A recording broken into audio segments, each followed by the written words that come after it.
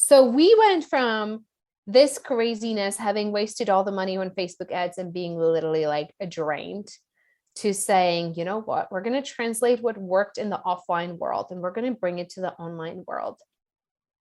We're not going to cut any corners. We're not going to try to automate this thing. We're not going to waste any time with technology, any pre-recording, none of that nonsense. I'm actually going to learn how to be present online and how to make a difference for people. Welcome to GMP, the Great, Glorious, and Glamorous, aka the Going North Podcast, where authors from around the world help you realize that success is tangible. You'll leave with at least one new piece of inspiration or information to help you keep going north. Now let's get on with the show.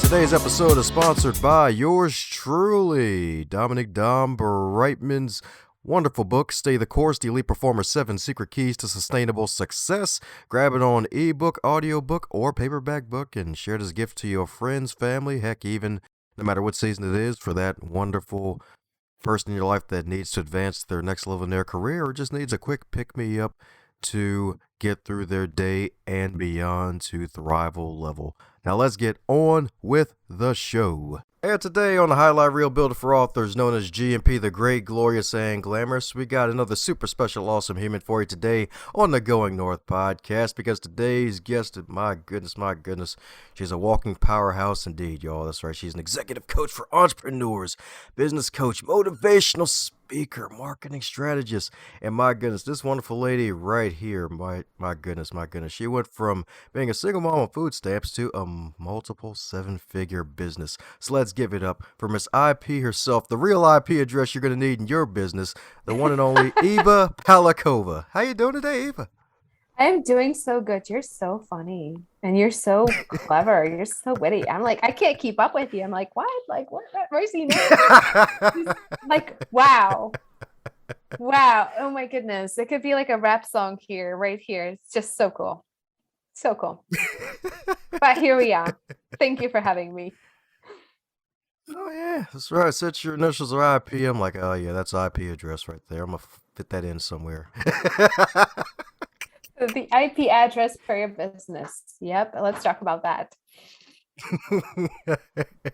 That's right. Dude. So my goodness. So out of curiosity, did you always think that you would be an entrepreneur? Because it seems like your background is nothing but starting businesses and launching businesses, really, because you have one heck of a wonderful history. Yeah, I always knew. I always. Well, okay. Maybe there were times where I'm just like, I'm going to climb the corporate ladder. I did that for a while too. I got my MBA from the University of Texas, but it was really just to get a green card so that I could run my business in the US, and there was a green card sponsorship if you wound up in a big tech company and things like that. So it was sort of the disguise of like, get my foot in the door and start my actually owning a business career. But I think I always knew. There was just something that was really drawing me to the world of entrepreneurship. And I will tell you, I have like very few people in my circle who are not entrepreneurs at this point, because I just, it's muggles for me at this point. It's like, how do you talk to muggles? I don't know. Like, what's the conversations that we have, So it's kind of gone through this transition where I understand so much the pains and the vulnerability and the heartache and the constant heartbreak and the failure and the rejection, and at the same time the fulfillment of this entrepreneur journey and the beauty of it and the magic when you see other people transform. So it's a crazy intense journey, but I wouldn't have it any other way ever at this point. Oh, wow. Even after 2019's little interesting July, month of July situation. Yes. So you know about this. I don't think your audience knows. You want me to tell that story? Oh, yeah. Go on ahead and share. Yeah. So, I think this is I kind of want to backtrack for those of you who are sort of want to launch into owning your company. You know, a lot of people, coaching, consulting, healing, you know, course creation, that kind of thing is very appealing these days. And I owned a restaurant prior to this particular career. And it was one of those businesses that you really, truly don't want to have. Don't go there. Don't do it. It was so painful. Like, just the amount of responsibility and detail that has to be managed and the profitability. So it was very painful, you know. And I had one restaurant that was very successful and the other one that wasn't. But I was able to sell the successful one and decided to start a business coaching consulting career at that point. And, you know, I made the mistake several times in this career that a lot of beginner entrepreneurs make. And that is this: I am too scared to go in front of people and say, this is what I do. I'm an expert on this. I can change your life. I can change your business or change your whatever, right? And I fell for the ads that were popping in my Facebook feed that says, oh, don't go there. Just create courses and create a funnel and sell that and create a passive income, right? So I fell for that. That was at the beginning stages. Tried to sell a course that I poured 3 months, like everything that I knew about business, like a mini MBA. It was so crazy. Nobody bought that course. And then slowly I realized that unless I was going to be willing to put myself out there.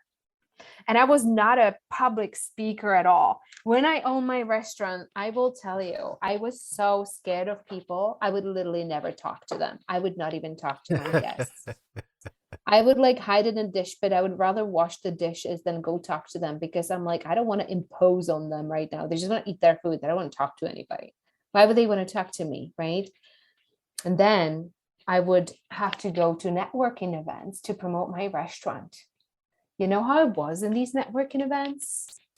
I would hide in a corner, latch onto that one person to talk to, so I wouldn't have to deal with the whole room. Literally, I just I don't want to say shy, because it wasn't that way. I always liked people. I was just scared of saying the wrong thing and making a fool of myself in the room of experienced people who knew what they were doing. I always felt like I didn't belong there. I just didn't know. You know, I didn't know enough. And, you know, when you're in the circle, and some of our fellow entrepreneurs are going to resonate with that. You're in the circle and you're supposed to introduce yourself and tell everybody, hey, what's your name and what do you do? Like, by the time it got to me, I had my heart in my throat. Like, I was just like, I'm going to mess this up. I'm going to say my name wrong or what I do wrong. And I was just so nervous, right? So now that's me. And then, okay, now I have to launch this business consulting career when I know that it's not going to go the way that I wanted to, which is hiding and creating courses and memberships, right? So what basically happened is that I'm basically transitioning into the consulting space. Now I have to figure out how to be visible, right? Didn't know how, made the mistake of going for the courses. And then I realized, okay, you know, I have to learn. So I booked all these speaking engagements and started, you know, doing my little tour over the US. And I would go and do a presentation in different towns, different cities, and invite people to talk to me after, and they would. And then I started closing clients that way. Now, July 2019, you know, things were going super well. I was really having fun with this. It wasn't like a huge money maker, you know, and it was a lot of driving, but I actually loved that. I actually loved that part. Gave me a lot of freedom to visit all these different states. And I got pregnant. And July 5th, actually, it was the day after July 4th, I found out that I was, you know, going to be a single mother. And realizing, you know, my family doesn't live in the country and I didn't have my support system, and I was kind of traveling all over, you know, I didn't really have a base at the time. I was sort of based out of Boulder, Colorado. But when I realized that I would be a single mother, it's like, who can afford to live in Boulder as a single parent, you know, especially as a beginning entrepreneur? It's like nobody. unless you have like somebody else is funding this, which it wasn't the case for me because the rents are pretty high. And then you have childcare. I think people pay close to $2,000 a month for childcare in Boulder, which is intense, for a beginner entrepreneur, unless you have some savings, like you can't do that. Right.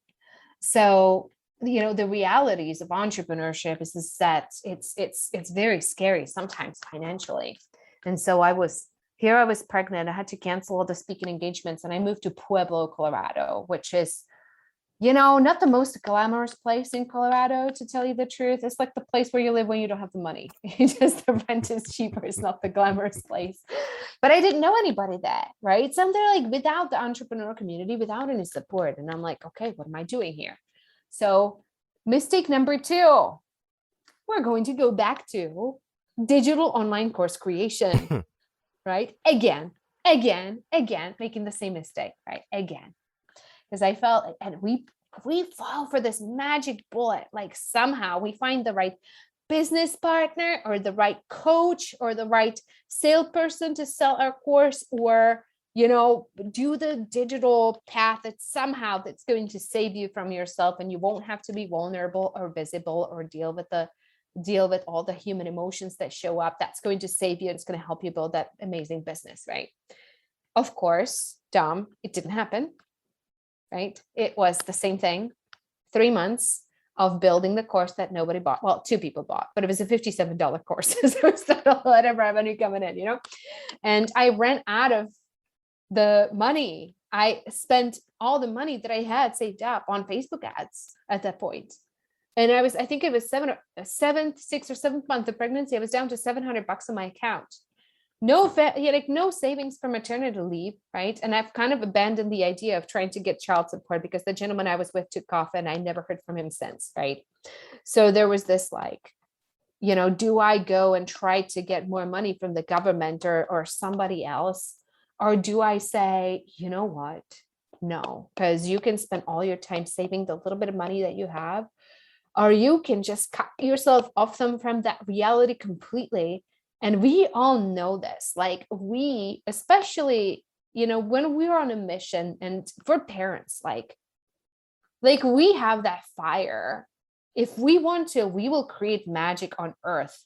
If we really, truly want to, if we really decide, I'm going to cut myself off from this ship is burned. There's no plan B. There's no job that I'm going to get. There's no plan B. There's no child support. There is no government support. There's no food stamps. I'm going to cut myself off from that world. And I'm going to create the impossible. I'm going to go like this, tunnel vision. Only this vision, no option B or C or D, none of that. And we literally went, and when I say we, I mean me and my VA at the time, who was working 3 hours a day. Today, she's the operations director at our company, right? Her name is Jay. That's all I could afford to pay her, was 3 hours a week, right? Not a day, 3 hours a week.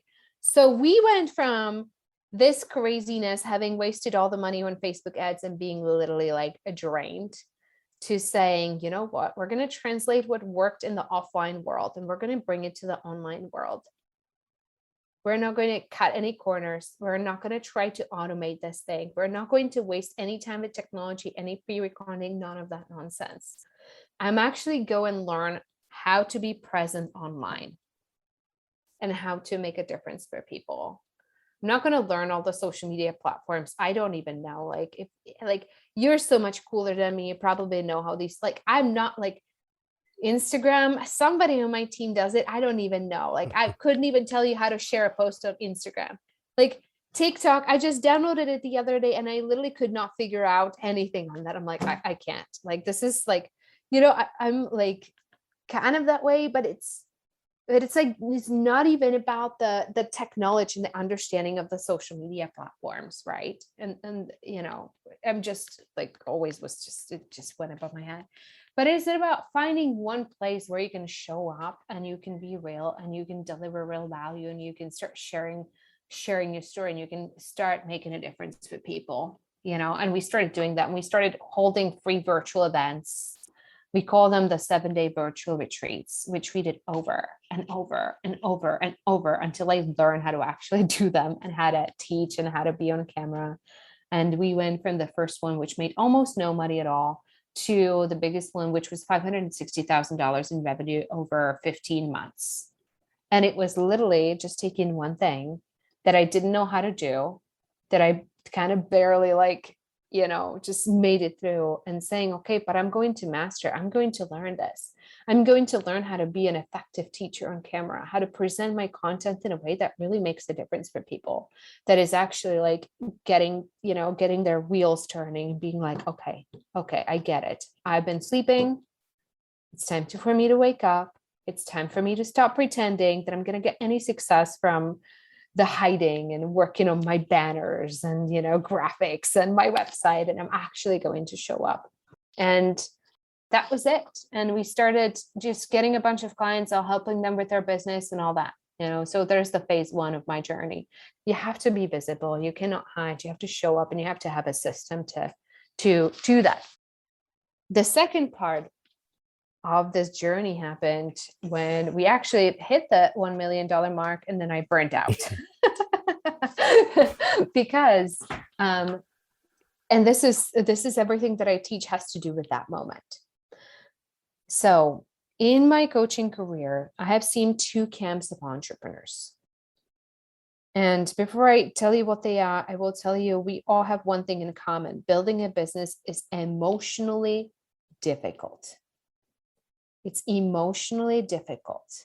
We have to show up, deal with our own self-doubt, feeling like a fraud because I don't actually have clients yet. How do I tell you that I'm a business coach when I have no clients? Feeling so icky. Like, am I talking to this person because I just want their money and I need to get my first client? Or am I talking to them because I can actually make a difference for them? And the guilt of that inner conversation translates into ickiness. Dealing with the resistance of the inner resistance of having to do the lead generation, having to follow up with people when they already just, you don't want to pressure them. You don't want to, there's just so much not wanting to be a bother. And it's just at the beginning, there's so much as the business goes on. It doesn't turn into, unicorns when you hit 7 figures at all. It's just different issues, it just gets a lot. So building a business is very emotionally difficult. It's very vulnerable. And there's two camps. Those that get swallowed by it and never even start. And they will keep themselves in a safe zone, right? So they will watch all the free workshops. They'll listen to all the podcasts. And they will take a little bit of action, but nothing really serious. It's like business as a hobby, right? They will never really dive in. And that's probably a good 60 to 70% of entrepreneurs, if I had to guess, right? It's just this it's all ideas, but there's nothing real that actually happens. And then there's the other camp. On the far end of that spectrum is the people who will not fail. They will just go forward, and they will go for it, and they will push through all those fears, and they will just charge full forward, and then they get burned out later. Yeah. Right. So now, why is this? Why do they burn out later? Right? Because we tell them, hey, feel the fear and take the action anyway. I actually stopped saying that to people. And I'm like, yes, feel the fear, take the action, but now go heal that stuff. Heal the fear that is arising for you. Feel the uncertainty, feel the rejection, feel the disappointment because 10th person in a row told you no, and you just feel so worthless, feel all of it and transmute it.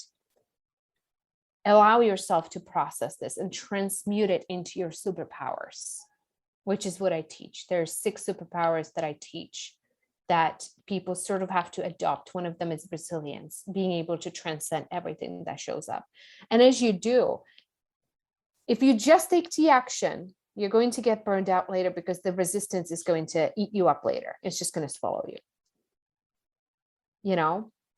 If you just do the mindset work and don't take the action, which is what a lot of people do too, there's not going to be any business, and you're going to control how much you're growing, because your business is actually what's going to grow you.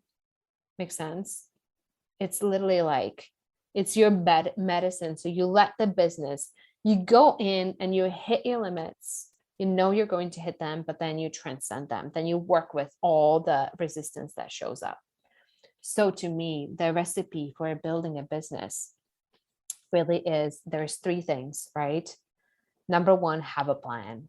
Like, have a plan, have something that you're following, something you're accountable to, right? Have your launch structure, have your self structure, have a blueprint that you're following, right? But that's just the setup. Then have a set of actions that you're taking each week, whether it's going to be, I'm going to go live 5 times this week on camera, talk about myself and my business, or I'm going to reach out to 100 people who could become a client. I'm going to connect with them, set up some calls. I'm going to invite them to my free event that I'm doing, right? Or go follow up with 20 people if you've talked to before, do reconnect calls with them, see where they're at, nurture those relationships until they become clients, right? And then that's part one, right? The part two is like all the resistance that shows up, because those are things that are not easy. All the resistance that shows up, you sit with it and you transmute those feelings that come up, because there's 3 ways you can handle resistance, right? One, you can buy into it and let it swallow you at the beginning. Second, you can try to make it go away and it will come back later. And third is actually process it and heal it. And it's the process that I teach, and it's really very simple. It's literally sitting with that emotion and letting yourself feel it for 5 minutes. That's all. And I invite anybody who's listening to this, like, take one thing that you're afraid of doing, right? Whether it's going live on camera and saying, hey, this is the business that I'm opening, that I'm thinking of opening. I'd love your feedback, And whatever is the nervousness, what are people going to think? What is she or he doing now? Like, whatever that thing that is coming up for you, that emotion, that doubt, that fear, that, whatever that is, like, allow that just for 5 minutes. Just feel it. No thinking, just feeling. That's all. Just feeling it. Right? Not trying to make it go away, not thinking about it, not creating stories about it, just feeling it. And you will see that at the end of 5 minutes, something is going to crack. The emotion is going to be gone. There's not going to be any more of that. And you're going to see things very differently.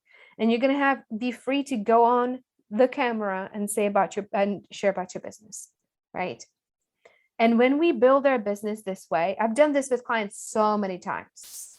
There's a little guided meditation that I do with them, where I take them through so many times. And they're like, what? It was this simple? I'm like, yeah, it's this simple. All we have to do is feel our feelings. But we have been doing the exact opposite our whole life.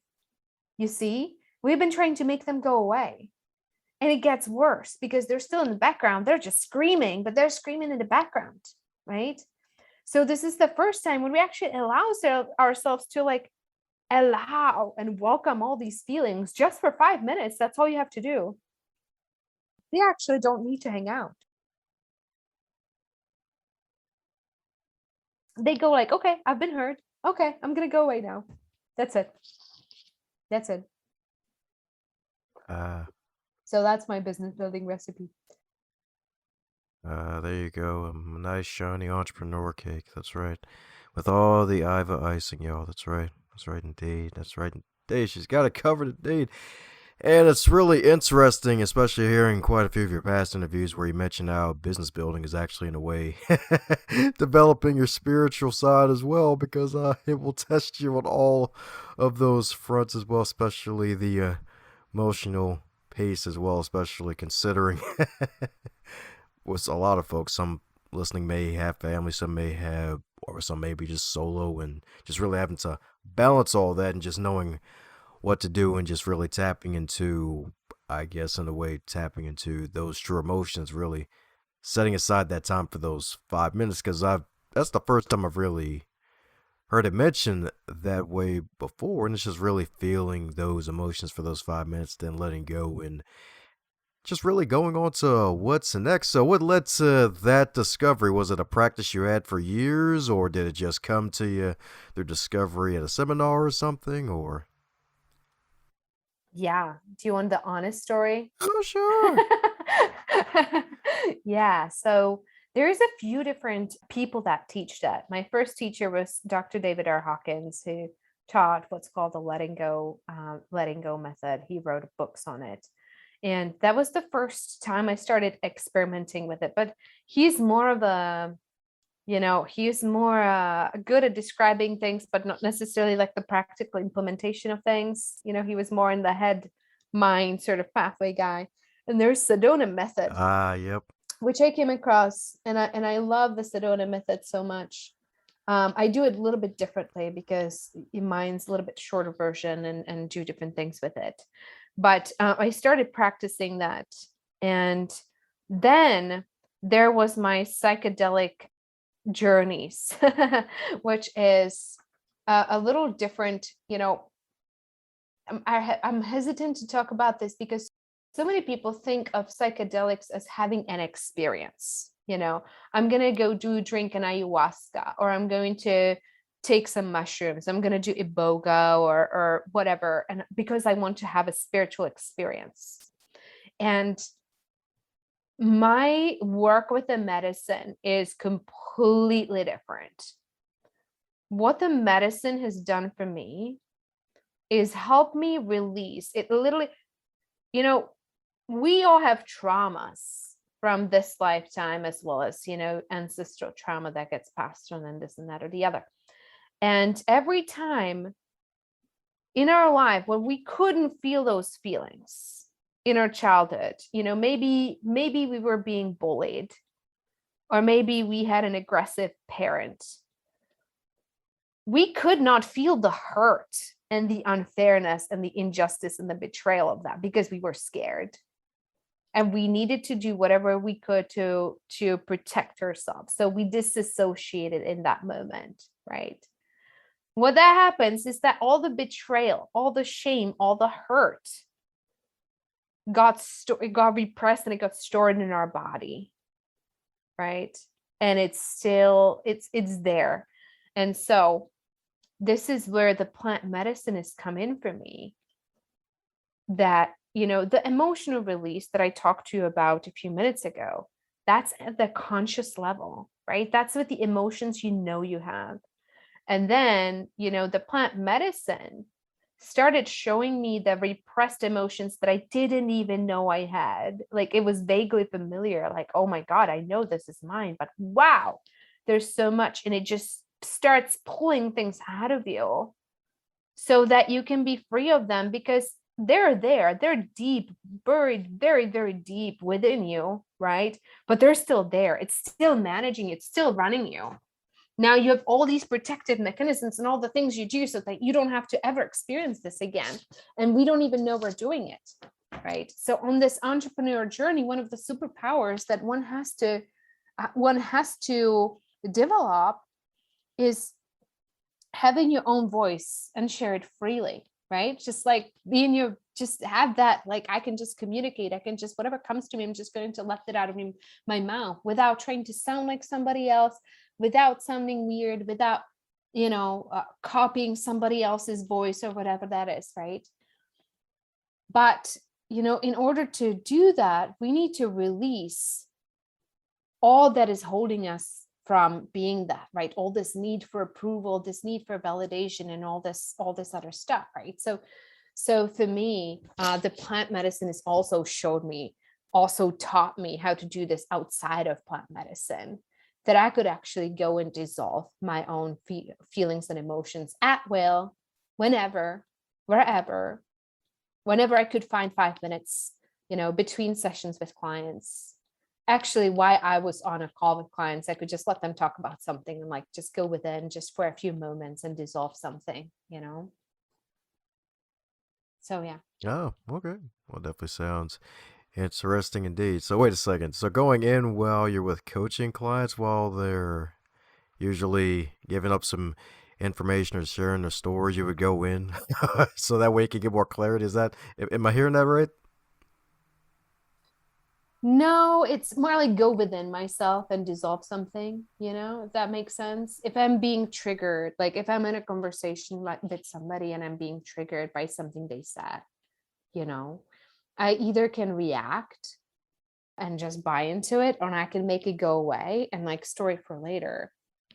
Or I can just allow myself, and I can now do it too, like when I can communicate with that person, because we kind of exist on a couple different levels anyway. There's our spiritual self that is just sort of managing things, but I can also let myself, okay, I'm going to let this feeling arise and I'm going to let it brew through me until it's gone. So I don't have to like save it and store it for later. I'm just going to brew it through me while I'm talking to this person, It can be tricky, but it can be done. It's like it takes practice to where you're just feeling, but you're also able to communicate and stay with them to an extent. Very, very difficult, but can be done. Oh, okay. All right. So if a coaching client talks about pancakes, we know what's happening. All right. That's right. That's right. Oh my goodness. So since you've really taken setbacks and turned them into a story forward for more and bigger success. So in addition to, I guess, falling into the trap of the whole passive income and trying to create online courses, there any other big failures that actually ended up leading to a big return on your investment via the failure? I mean, 80% of the time, there's no like when or if. It's like all the time, you know? Like, I think what people don't understand is that business is like, we're failing every day. We're failing every day. 80% of our launches don't hit our goals, right? So it's not like major stuff. Sure, I have like major stuff in my past, but it's like a day to day. And we have to play the long game. We have to think long term. We know that we're going to be entrepreneurs for the rest of our life. So we cannot just play the game of, am I going to fail tomorrow? If I do, I'm just going to pack up my bags and go home, right? And what I see in the entrepreneurial space is lack of understanding of just how much failure there is for the people who are succeeding, because they make it look so easy, but it's really not, right? So for example, it's like I tell people your virtual retreat, your free virtual retreat you're going to run is going to have 2% conversion. 2% of the people who are going to come in are going to become a client, right? And of course, it's not always exact. Some people have 1% and some people it's 40%. It just really depends, what kind of people they attracted. Have they known them for a while? Like what's the communication, what the interaction is. But you know what 2% conversion means? That means 98% rejection. That means 98% of the people who registered for your event are not going to say yes to you. Some of them are just not going to even show up. Some of them are going to ignore you. Some of them are going to forget that they registered for the event. Actually, most of them are going to forget, right? But there's going to be a lot of people who are going to say no to you, a lot. And this is like one of the things that we have to really transcend is taking it personally, because the majority of people, when they feel their business really isn't working, and I ask them, okay, how do you know? How do you know that, it's not working? And they're like, well, nobody wants to work with me. And I'm like, who's nobody? How many people have you, Right. how many people have you actually talked to? And they're like, well, 3, I had 3 consults. And I'm like, okay, do 98, or do 100. And if 2 of them say yes, then, you have a proof of concept. It's going to work out, right? You'll just need to like tweak the message. So there's a real mindset issue with understanding the numbers and understanding a long-term journey and really being committed to the for the long haul. Not like I'm going to, this is another thing, like I'm going to try and see if it works.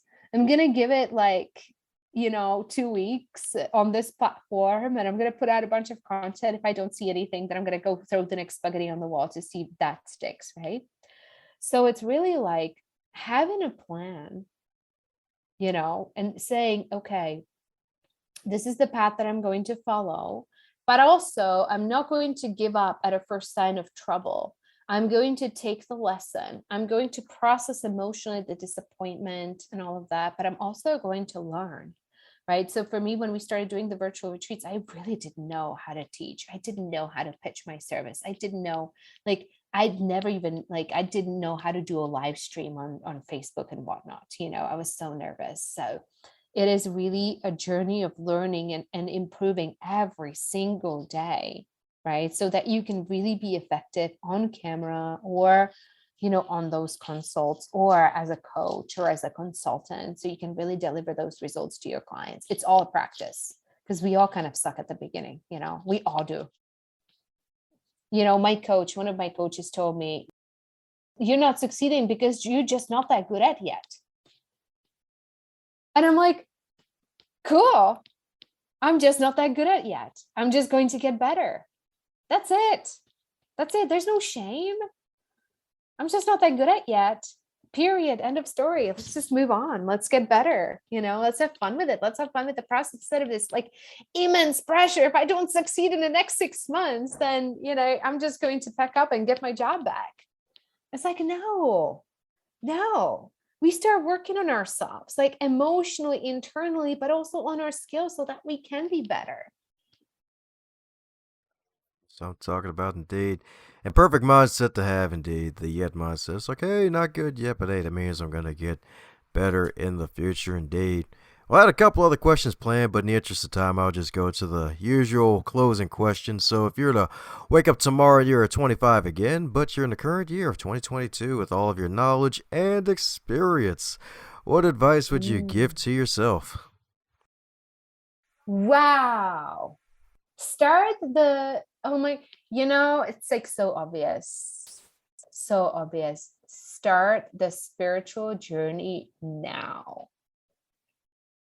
Because it didn't hit me until I was 30 that I was such a hot mess and I needed to work on myself,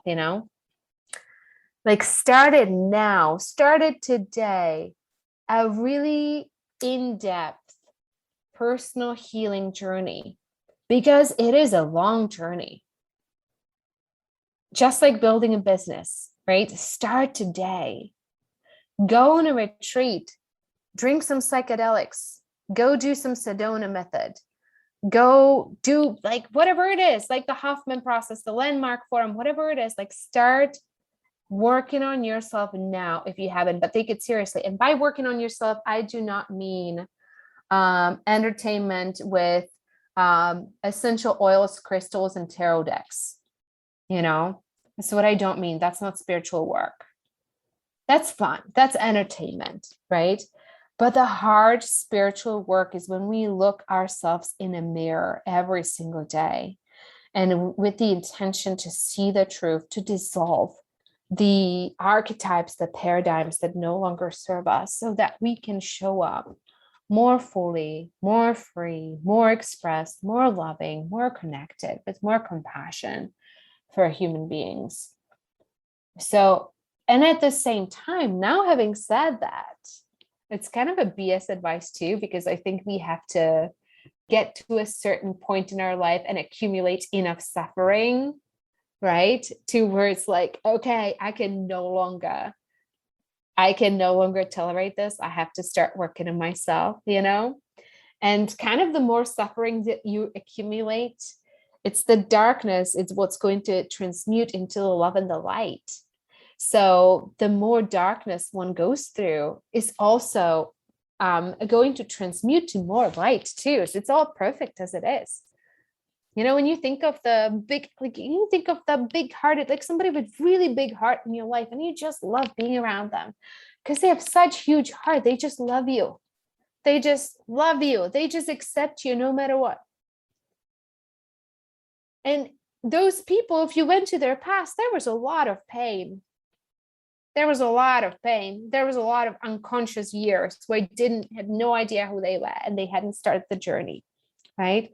So the more pain, more trauma, more difficulty we go through in our life, the bigger the potential for the expansion and the growth of the heart, the more people we can help. Does that make sense? Oh yeah, definitely. So, so we are doing it perfectly. So basically, no advice. Ah, alrighty, I got you. Hey, there's still some good advice out there that you delivering to some folks via some virtual retreat fabulosity. So for those who may want to know more about those and keep up with all the stuff you're doing, what's the best way for folks to do so?